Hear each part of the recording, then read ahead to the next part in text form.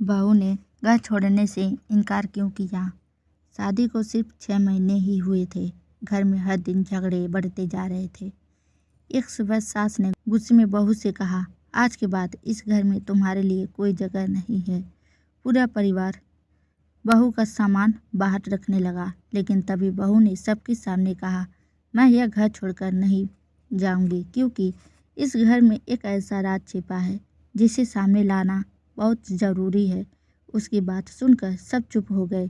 आखिर बहू किस राज की बात कर रही थी? दिल्ली के पास एक छोटे शहर में रहने वाले महेश, उनकी बेटी कमला, बेटा रोहित और बहू प्रिया एक साथ रहते थे। शादी के शुरू से ही प्रिया सबका सम्मान करती थी, लेकिन कुछ महीनों बाद घर में छोटी छोटी बातों पर विवाद होने लगे।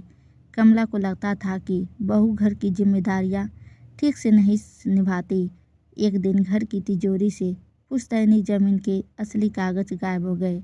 बिना पूरी जांच के शक प्रिया पर गया। कमला ने गुस्से में कहा, आज ही यह घर छोड़ दो। प्रिया ने शांत आवाज में जवाब दिया, मैं तब तक नहीं जाऊंगी जब तक असली चोर सामने नहीं आ जाता। उसी रात प्रिया ने अपने मोबाइल में रिकॉर्डिंग की हुई एक पुरानी वीडियो दिखाई। वीडियो में रोहित का चचेरा भाई विकास देर रात तिजोरी खोलते हुए दिखाई दे रहा था।